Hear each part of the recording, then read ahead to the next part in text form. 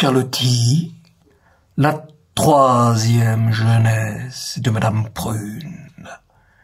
Chapitre 17 janvier.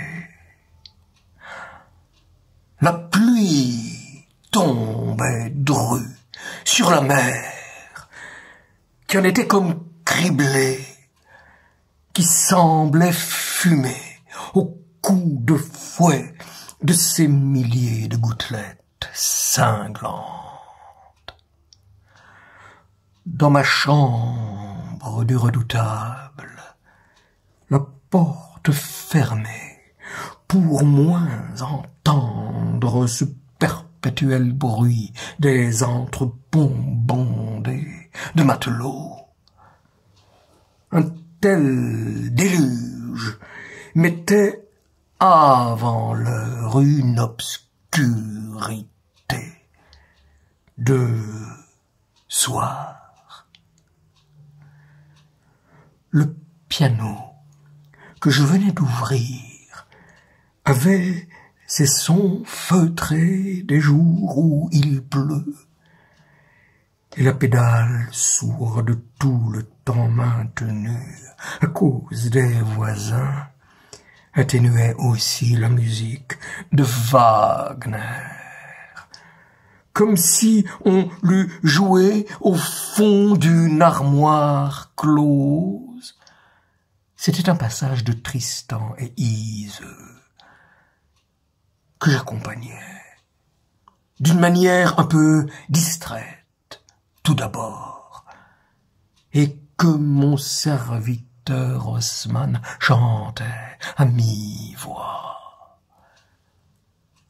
Par la fenêtre, on voyait les verdures de la rive dans un effacement gris, des verdures mouillées et des roches mouillées,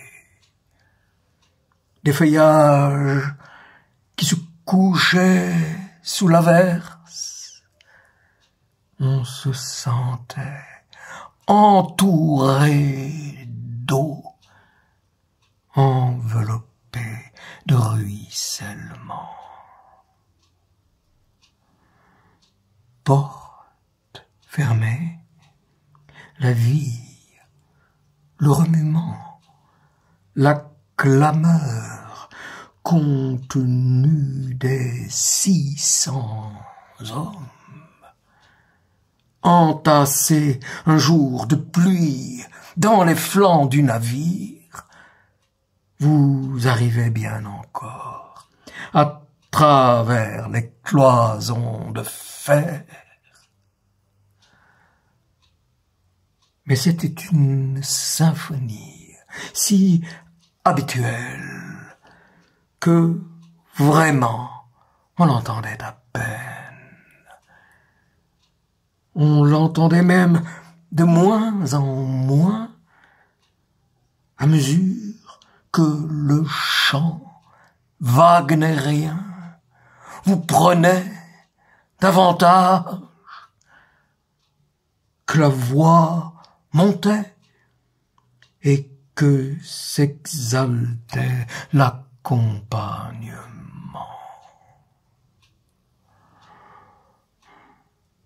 Or, les paroles disaient: dans un pays lointain, dans un pays où règne l'ombre,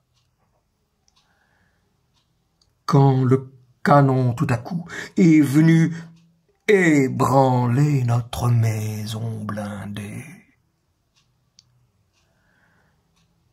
des coups espacés à intervalles funèbres, ne rappelant pas ces saluts que dans une escadre comme la nôtre, on entend chaque jour.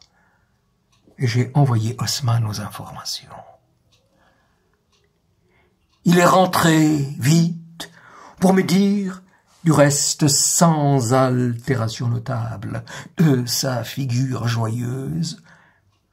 C'est la vieille Queen qui est morte. Et un timonier, l'instant d'après, venait avec plus de correction m'annoncer ainsi: « Commandant, les Anglais saluent pour la reine Victoria qui est décédée. » Oh, alors, si c'est cela, tous les navires vont s'y mettre, et le redoutable lui-même. Nous en avons pour jusqu'à ce soir de ces longues salves pompeuses. Reprenons donc Tristan et Iseux, malgré le fracas du dehors. La nouvelle, d'ailleurs, n'interrompt pas non plus l'exercice de gymnastique des matelots, qui font les mouvements d'assouplissement au-dessus de ma tête, ni leurs voix gaies, qui comptent toutes ensemble, 1, 2, 3, sans souci de ce deuil officiel. La canonnade cependant se propage sur tous les points de la baie, où sont rassemblés tant de navires de combat, et l'écho de la montagne aussi s'en mêle, répond comme un tonnerre lointain. Or, il en va de même tout autour de la terre, et c'est étrange quand on s'y appesantit la répercussion de cette mort sur le monde. Ainsi, une aïeule, rassasiée de jour, vient de s'éteindre là-bas, dans une île brumeuse. Des milliers d'autres créatures un peu partout rendaient en même temps leur âme, dont on ne s'occupait point. Mais celle-ci, par une des plus antiques et des plus enfantines conventions humaines, personnifiait un peuple. Le peuple de proie. Alors, un réseau de fils enveloppant les pays et les mers a propagé la nouvelle. Et c'est un immense bruit troublant le repos de tous. Dans chaque lieu, dans chaque recoin, où les hommes ont groupé des machines à tuer, un vacarme d'orage retentit comme ici, même dans cette baie si éloignée et si étrangère.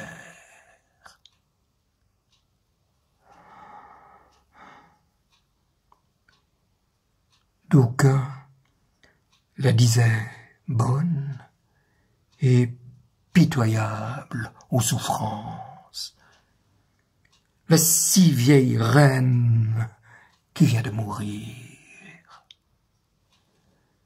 Alors, combien son déclin dut être angoissé par les spectres du Transvaal si seulement elle avait gardé un cœur un peu maternel malgré l'orgueil. À travers les griseries de l'adulation et du faste, nul ne m'était plus indifférent qu'elle, et cependant sa fin m'émeut presque en cette pluvieuse journée d'hiver.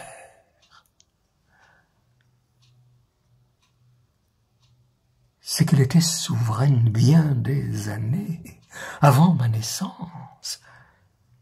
Et tout enfant, j'entendais souvent prononcer son nom, en ce temps-là sympathique aux Français. Une période meurt avec son interminable règne, et il semble qu'elle nous entraîne un peu tous à sa suite dans le passé.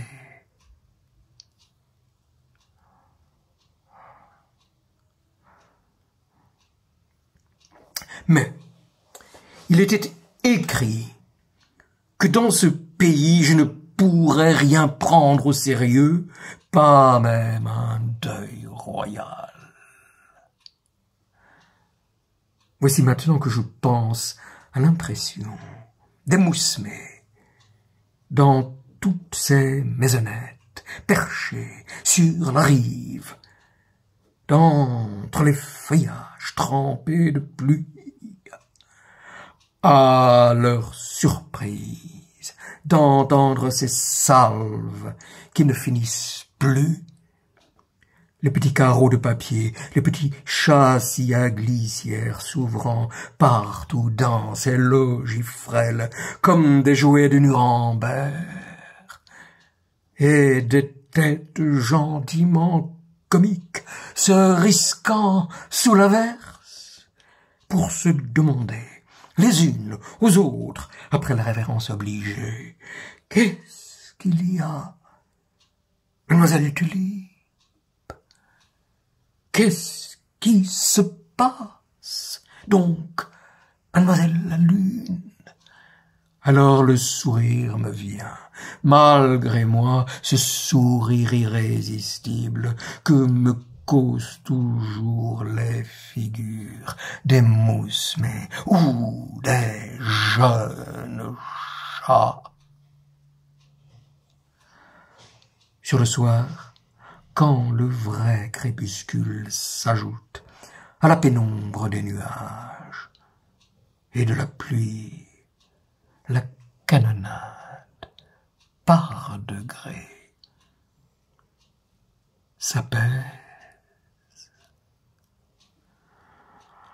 À longs intervalles, quelques derniers coups grondent encore, prolongés par les coups, et puis un infini silence retombe sur cette mort avec la nuit qui vient.